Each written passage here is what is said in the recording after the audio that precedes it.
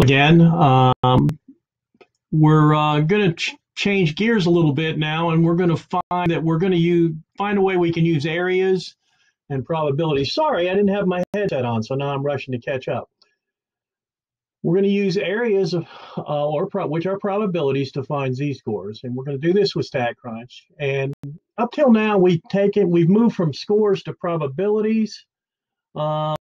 Now we're going to move from probabilities to scores. And with StatCrunch, this will be relatively straightforward.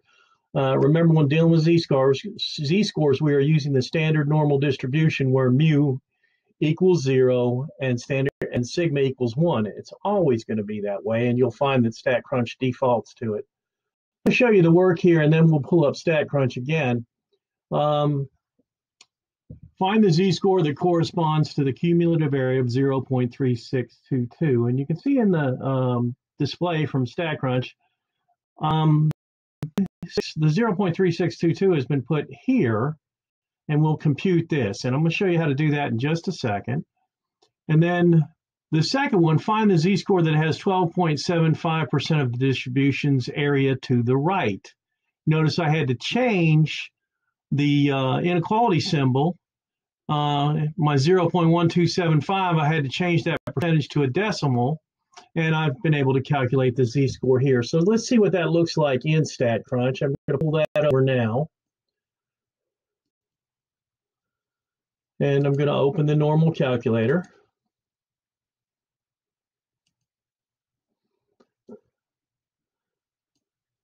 And I'm going to minimize this so I can see. Let's see. So that first one is 0.3622. So let's go ahead and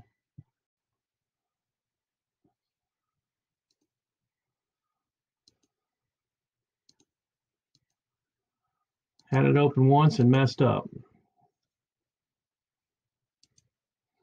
So notice the default that I was talking about. It automatically set the mean at 0 and the standard deviation at 1, which tells me I'm working with the standard normal distribution, or z-scores. So that first one was to the left, and I'm going to put 3622 in here. When I click compute, I get a negative z-score, which is to be expected because this is below 50%, this 3622. So I'm expecting a negative z-score of -0, and look how many places it goes out. And that's one of the reasons why I think StatCrunch is superior to using the charts. Is when we start doing calculations that require z-scores, it will not round till the end. Now the other one was, I'm going to change the direction here, and I'm going to put in 0.1275. I'm going to click compute. And now I get a z-score of 1.13. It would round to 1.14. I'm going to take you back to where I have all this laid out, but I want you to think about something for just a minute. If I were to take this and change the direction to the right, excuse me, to the left, you notice what it did right here? It changed that to 0.8725. I could have taken 100%, subtracted 12.75%, which would have left me with 87.25%. As a decimal, that's 0.8725, and you notice I get the same z-score. So some people prefer working to the left, and that's a choice that you can make. I'm going to do two more for you so that you'll see where everything's coming from. For the rest of this section, we're going to also, if we're going to find the 10th percentile, that's going to be 0.1. Well, I have 2 decimal points there. And that's to the left.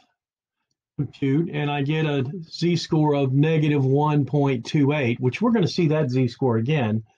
Another problem here in the examples was the percentile, the 25th percentile, which is also Q1. All I have to change this is the 2.25, and I get a -0.67. I was expecting both of those z-scores to be negative.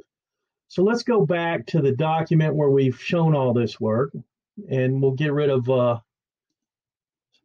so going back, if you'll notice, the 0.3622 is right there. It's in that image. and I rounded it to a negative 0.35 for the z-score. Going down to example B, and these are examples from the chapter notes, by the way. You'll notice we got the 1.138, which I did round, which we can round to 1.14. And then I showed you the other way of working it, where we take the 100% minus the 12.75.